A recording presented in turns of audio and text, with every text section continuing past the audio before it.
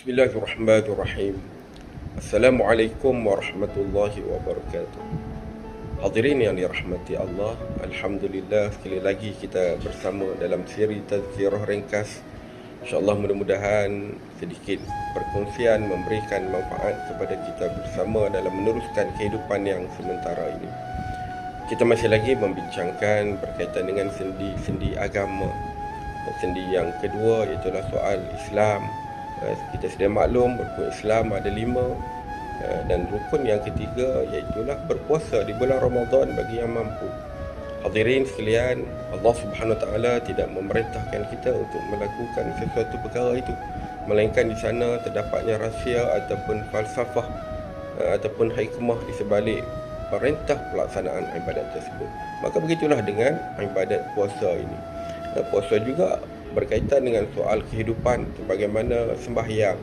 Jika kita amati, jika kita fahami kenapa Allah perintahkan kita berpuasa, maka ianya berkaitan dengan soal kehidupan kita yang sementara di atas dunia ini. Hadirin yang dirahmati Allah, di antara rahsia yang boleh kita kongsikan iaitulah bagaimana puasa bertujuan untuk mendidik kita, mengajar kita menguruskan nafsu.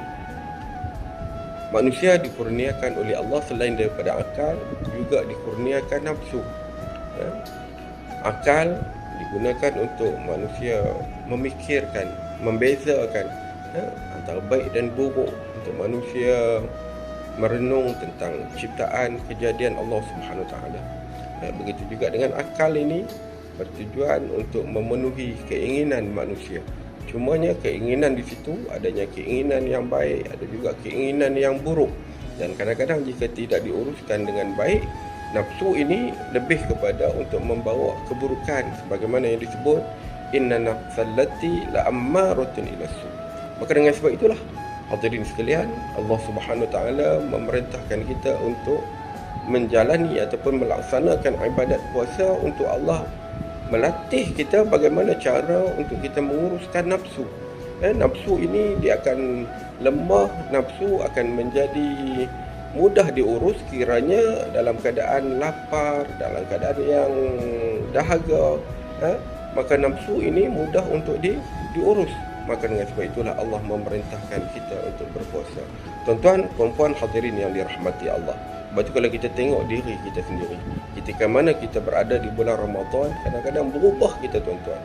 Bagaimanapun kita sebelum bulan Ramadan, sebelum puasa, tapi bila masuknya bulan Ramadan dan kita pula menjalani ibadat puasa, kadang-kadang berubah kita ke arah yang lebih baik. Kenapa? Sebab dengan berpuasa itu kita sudah mampu untuk menundukkan nafsu kita. Kita mampu untuk menguruskan keinginan kita, untuk kita melayani keinginan yang baik-baik, dan kita mengabaikan keinginan yang tidak baik.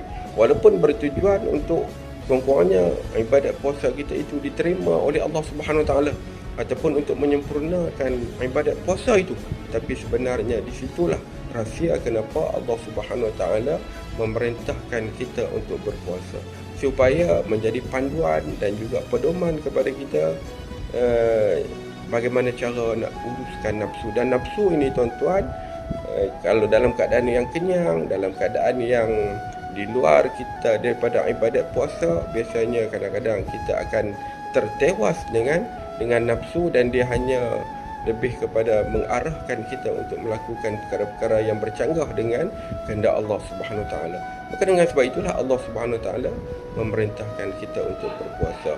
Hadirin yang dirahmati Allah, selain daripada bertujuan untuk melatih kita bagaimana cara untuk menguruskan nafsu, puasa juga bertujuan untuk kita lebih menghayati nilai-nilai murni dalam kehidupan kita. Sebab itulah tuan-tuan yang dirahmati Allah, biasanya orang yang berpuasa ini dia lebih ikhlas kerana Allah. Orang yang berpuasa dia lebih jujur kerana Allah. Sebab dia tahu bahawasanya ibadat puasa yang dilakukan itu semata-mata kerana Allah, tidak boleh hanya sekadar lakonan, berlakon hanya depan isteri dan anak-anak.